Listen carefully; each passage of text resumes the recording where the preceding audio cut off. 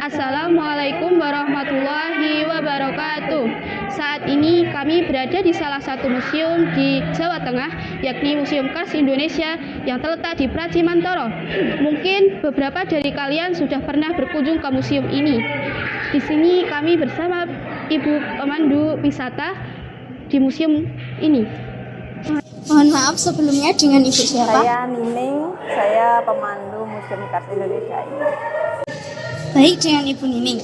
Di sini kami dari siswa-siswi SMA N1 Rongkap ingin bertanya-tanya dan juga ingin menambah pengetahuan tentang Museum Kars ini.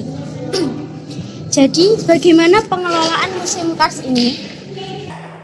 Terkait pengelolaan museum ya, jadi saat ini Museum Kars Indonesia dikelola oleh Museum Geologi Bandung di bawah Kementerian Energi dan Sumber Daya Mineral.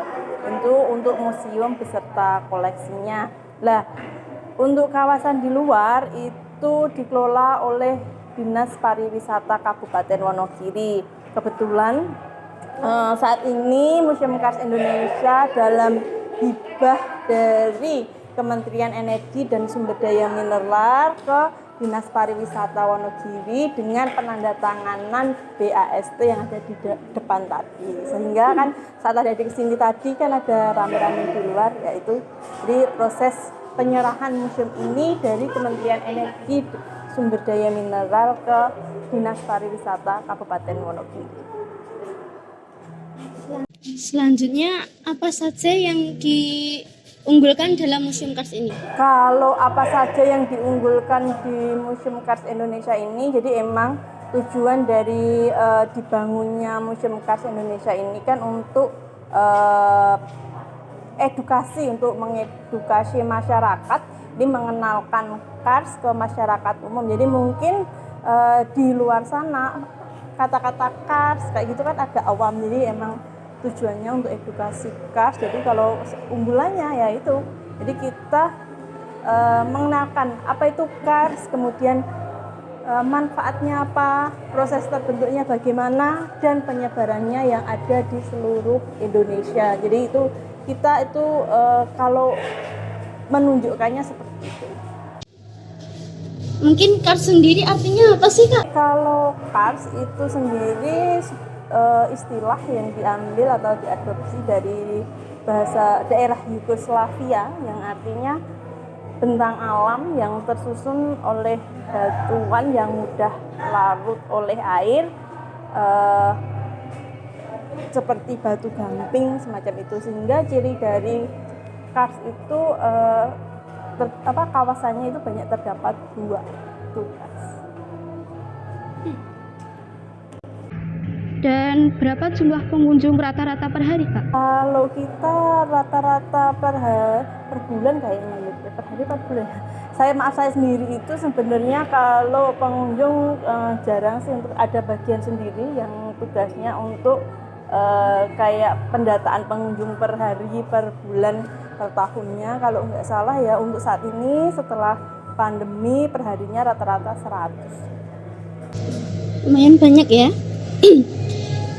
Kalau pelayanannya yang diberikan gimana, Kak? Kalau Museum Kars Indonesia ini kita ada pelayanan pemanduan sama pemutaran film, sampai saat ini masih gratis. Kemudian untuk fasilitas di sini ada musola, toilet yang ada untuk fasilitas Museum Kars Indonesia ini. Kalau boleh tahu, pembangunan Museum Kars ini dibangun pada tahun berapa? Kalau pembangunannya itu sekitar 2008, jadi untuk peletakan batu pertama itu 30 Juni 2008 dulu oleh Bapak Menteri Energi dan Sumber Daya Mineral, oleh namanya Bapak Purnomo Sidi, waktu itu dijabat oleh Bapak Purnomo Sidi. Kemudian kita pembangunannya dan itu prosesnya setahun. Kemudian 30 Juni 2009 itu peresmian, tetapi dibuka untuk umumnya baru Juni 2010, jadi Agustus 2010 baru dibuka untuk umum. Jadi benda yang paling lama ditaruh di sini itu batu? Kalau benda, jadi kita dari pertama kita museum ini itu belum ada kayak pergantian koleksi ya, Dek, ya. Jadi kalau benda paling lama batu.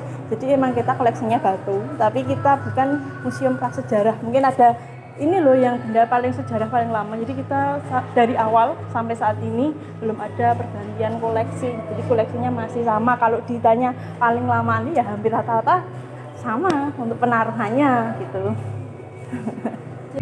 Jadi bagaimana strategi kalau promosi museum Kars? Kalau strateginya yang pertama kita yang pasti saat ini kan era milenial yang mana orang sudah menggunakan sosmed ya, kita lewat sosial media seperti Twitter, kemudian seperti Instagram, Facebook, semacam itu sih untuk itu. Kemudian untuk selain digitalisasi, kita juga menggunakan kayak sosialisasi ke sekolah-sekolah semacam itu untuk promosi kita.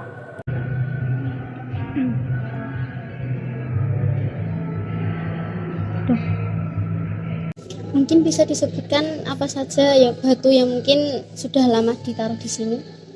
Kalau kita kan Kars ya, Kars itu kawasan yang tersusun oleh batu gamping. Jadi kalau batunya yang di sini rata-rata gamping semua, nggak ada selain gamping ya.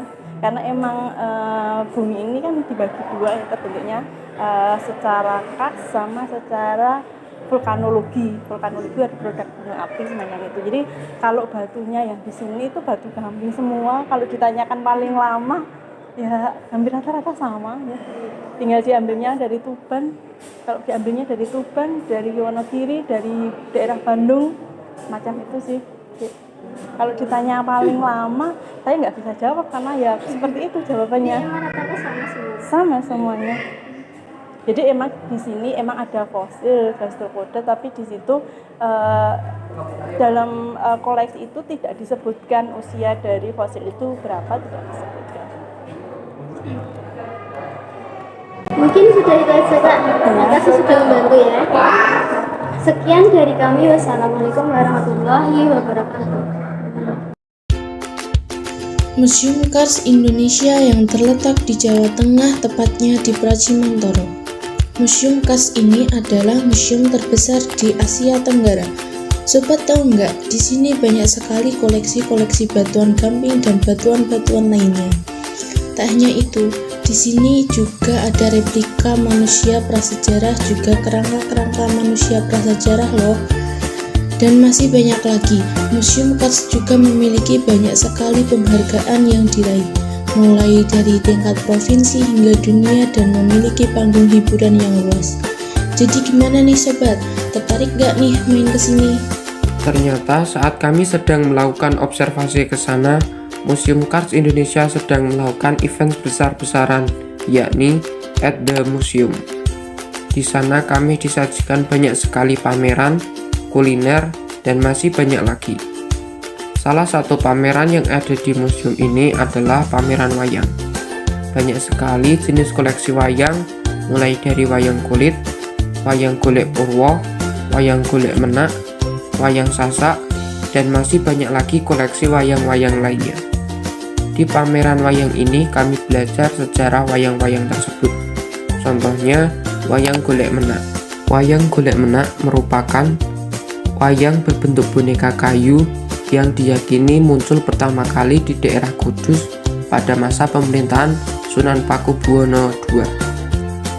Sumber cerita wayang menak berasal dari kitab Menak yang ditulis oleh Ki Carik Narwito, menantu Waldan, atas kehendak Kanjeng Ratu Mas Blitar, permaisuri Sunan Pakubuwono pertama pada tahun 1717 Masehi.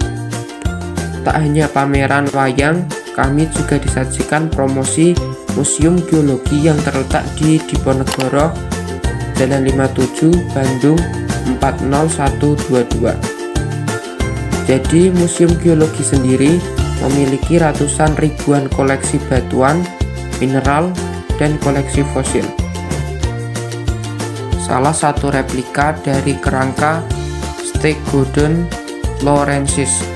Stegodon florensis merupakan gajah kecil yang hidup di zaman purba. Kini gajah tersebut sudah punah sekitar 100.000 tahun yang lalu.